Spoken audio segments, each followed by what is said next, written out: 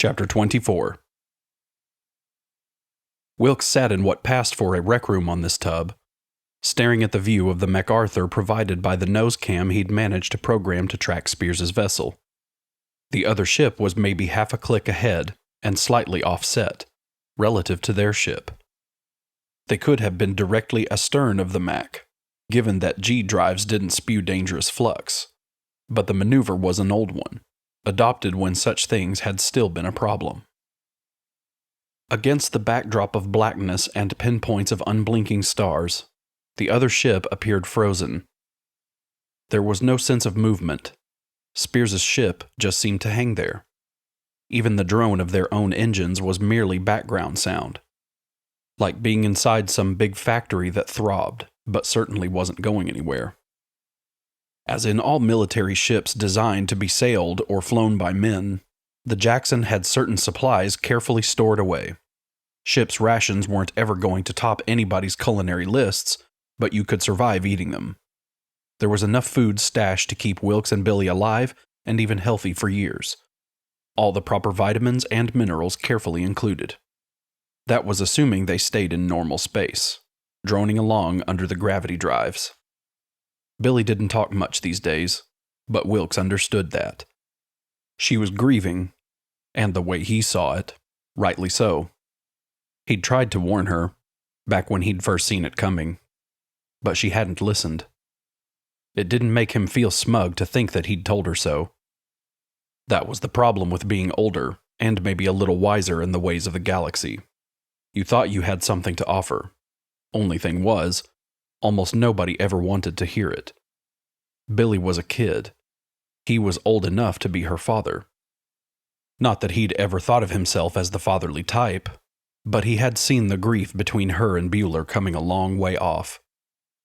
He'd tried to tell her, to spare her, but she was like the new Colonial Marine recruits he'd seen over the years.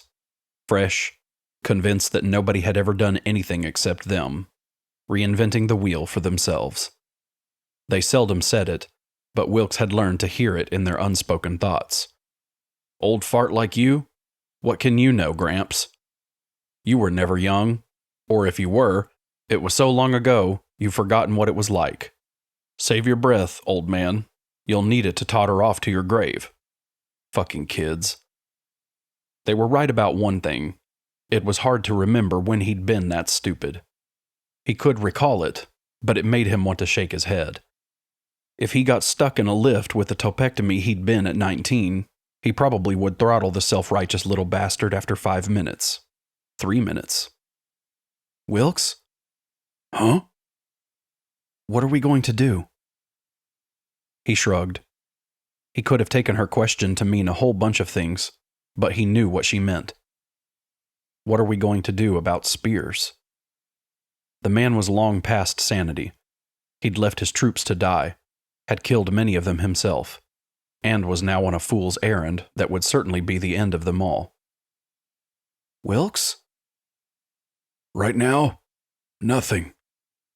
We don't have any armament, nothing to shoot with except hand weapons, which don't do us any good against a ship like that, even if we could figure out a way to hit it from here. Oh, yeah, we could go EVA. We got a few suits, but we're accelerating, and there's no way we can make up the relative speed. The squirt guns in the suits won't push us hard enough. That's not to mention what would happen if Spears decided it was time to make the leap into Einstein while we were outside dicking around. Billie blinked. He couldn't tell if she was really interested in this or not, but he pretended she was. See, the drive fields pretty much follow the contours of the ship generating them. If we were hugging the hull, maybe we'd go along for the ride. But anything that stuck out, an arm or a leg or a head, maybe, would be left behind. Billie blinked again, didn't speak. The field is better than any armor we've ever devised, you know. Nothing gets through it. So we couldn't get back inside.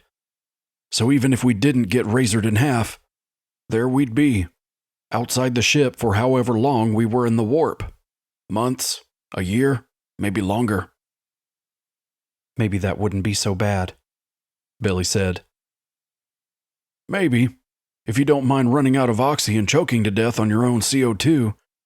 Then when the ship did drop back into in-space and eventually started to decelerate, our bodies would zip on ahead and probably spend eternity tumbling through space. There are better ways to shuffle off." "And worse," Billie said. "Yeah, there are worse." "So where does that leave us?" "Waiting.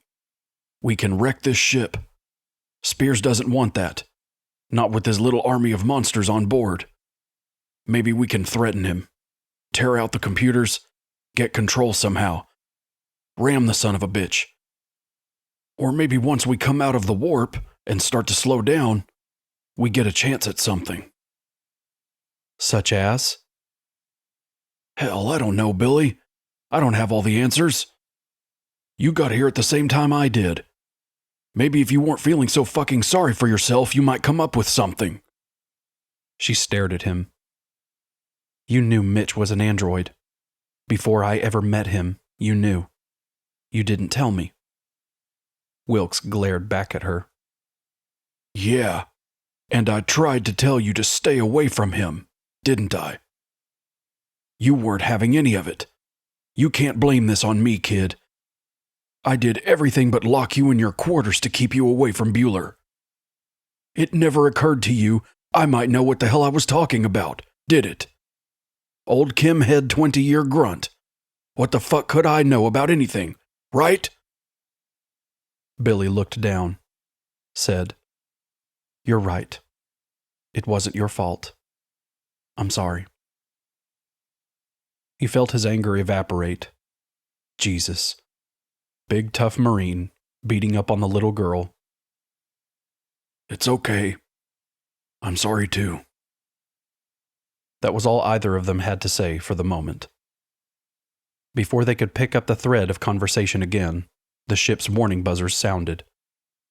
"Shit! That's the 10-minute signal. We're going into warp," he said. "Better get to the sleep chambers."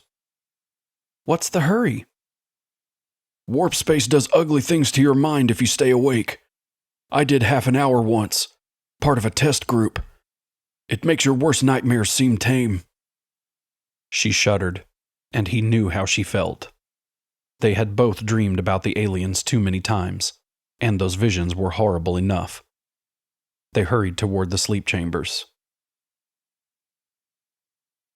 Spears had 3 chambers from which to choose, all of which were functioning perfectly. He was normally not a triple redundancy man when it came to his personal safety, but this mission was much bigger than a single human. Nothing must be left to chance at this stage. He climbed into the center chamber. All 3 of the hypersleep tubes had been rigged with special alarm systems. If any of the bioelectronics in his life support system should malfunction, he would be awakened and given the command to transfer to another chamber by a recording of himself.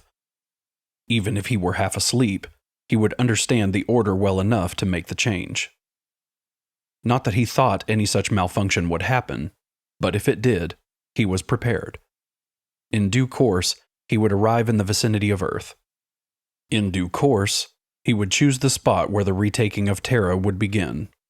He intended that it be some historical battlefield, Gettysburg, the Alamo, Waterloo, perhaps the Plain of Jars, or the ruins of El Salvador, somewhere symbolic, to rally men behind him and his new army.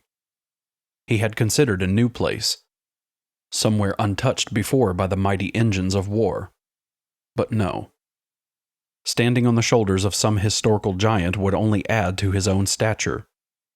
Besides, there were so few spots on Earth that had never seen any war. Offhand, he couldn't even think of one. Might as well choose a site with well-known glory. As the lid of the chamber clamshelled down and the medical machineries hummed to life and connected themselves to him, Spears considered his choices.